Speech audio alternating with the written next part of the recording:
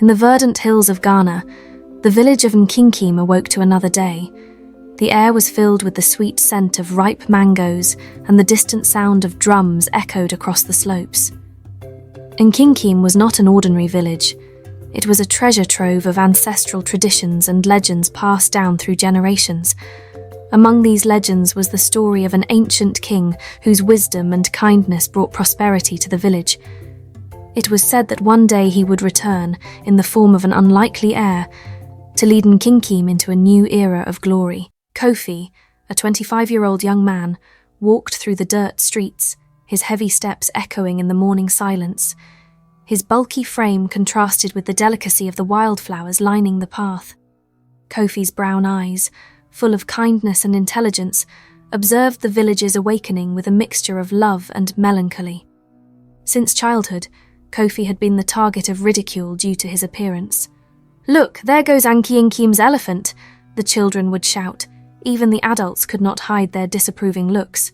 To them, Kofi was just an awkward young man incapable of great deeds. What no one knew, not even Kofi, was that behind that common appearance lay a secret that would forever change Nkyinkyim's destiny. Kofi was, in fact, the son of the late king, the rightful heir to the throne now occupied by his uncle, Osei. Osei, a tall, thin man of 50 with severe eyes, had usurped the throne after the mysterious death of the king. He ruled Nkyinkyim with an iron fist, always alert to any threat to his ill-gotten power. That morning, Kofi headed to the river for his daily fishing.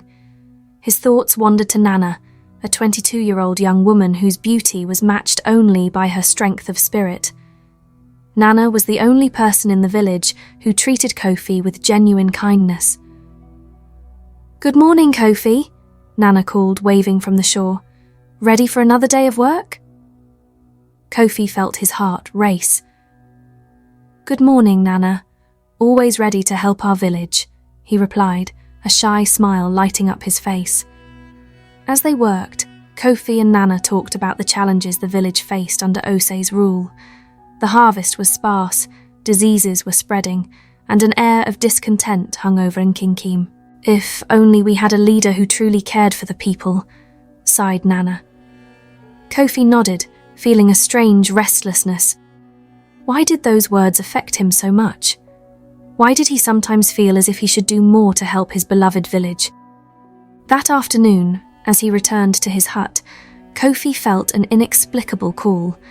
His feet led him to a small clearing in the forest, where he found a golden amulet buried in the soil. The moment his fingers touched the cold metal, a wave of energy coursed through his body, and fragmented images flooded his mind. A man wearing a crown, a woman crying, a child being taken in the dead of night. Confused and frightened, Kofi kept the amulet and ran back to the village. He did not know it, but that moment marked the beginning of a journey that would change not only his life, but the destiny of all Nkyinkyim. In the following days, strange events began to occur. The crops flourished, the river flowed with vigor again, and Kofi discovered he could accomplish feats that were previously impossible. One afternoon, he lifted a beam alone that usually required the effort of 4 men, leaving the villagers stunned. Osei watched these changes with growing concern. He summoned his advisor, Kofi, and ordered him to watch Kofi, fearing that he might be the lost heir mentioned in the ancient prophecies. Kofi struggled to understand the changes occurring within him. One night, unable to sleep, he walked to the riverbank where he found Nana. Impulsively, Kofi revealed to her the secret of the amulet and the strange transformations he had been experiencing.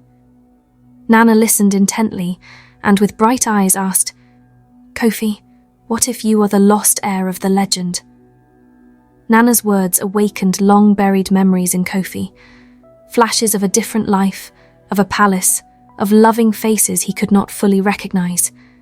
Could it be that he, the ridiculed young man, was actually the heir to the throne? "I need to know more," Kofi said, his voice gaining strength. "I need to understand my past to face the future." The next morning, Kofi and Nana left the village in secret before dawn. Their journey would take them through dense forests, steep mountains and deep valleys in search of the truth about Kofi's identity. Meanwhile, Osei, upon learning of Kofi and Nana's disappearance, furiously ordered his guards, "Find them! Bring them back, dead or alive!" For days, Kofi and Nana travelled, facing the challenges of the wild and the dangers of being discovered. Kofi displayed a strength and endurance that surprised even Nana. One night, camped by a stream, Kofi shared his deepest fears. "What if I am not capable of being the leader that Nkyinkyim needs?" Nana looked at him with tenderness and firmness. "Kofi, your strength comes from your heart, from your ability to love and care for others, even when the world has turned its back on you. That is what makes you a true leader." The next morning, they arrived at an ancient cave, hidden behind a waterfall. Inside, they discovered cave paintings that told the story of the ancient king and how his son had been hidden to protect him from a greedy usurper. Kofi recognized the story of his own life in those images, and the truth of his identity finally crystallized in his mind. But the revelation came at a price. Osei and his men who had followed their tracks arrived at the cave. The ensuing confrontation was intense and dangerous. Kofi, using his newfound strength and the wisdom he had gained on his journey, faced his uncle. "You may have taken the throne," Kofi said, his voice echoing through the cave. "But you can never take the true spirit of leadership. That comes from love for our people, something you never understood." The battle that followed was not just physical but a fight for the soul of Nkyinkyim. Kofi, with Nana's help and some guards who recognized the truth in his words, managed to defeat Osei. The usurper was captured, and the truth about the royal lineage was revealed to all. Kofi's return to Nkyinkyim was triumphant. The village, which once ridiculed him, now welcomed him as their rightful leader. In the months and years that followed, Kofi led Nkyinkyim with wisdom and compassion, implementing changes that improved everyone's lives.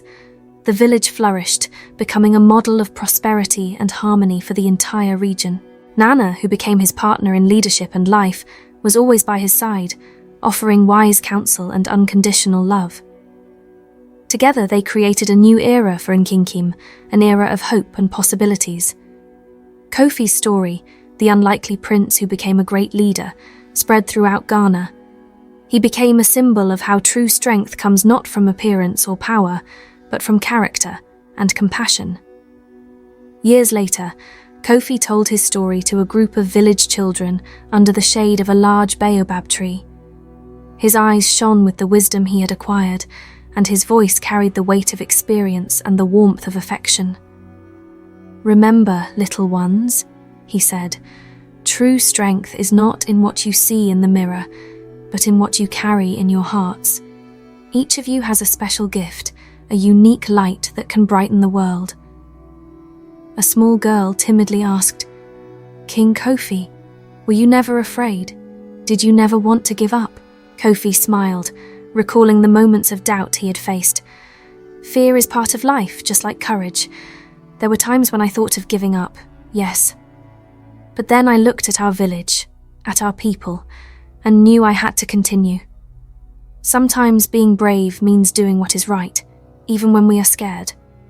Kofi's words resonated not only with the children, but also with the adults who had gathered to listen.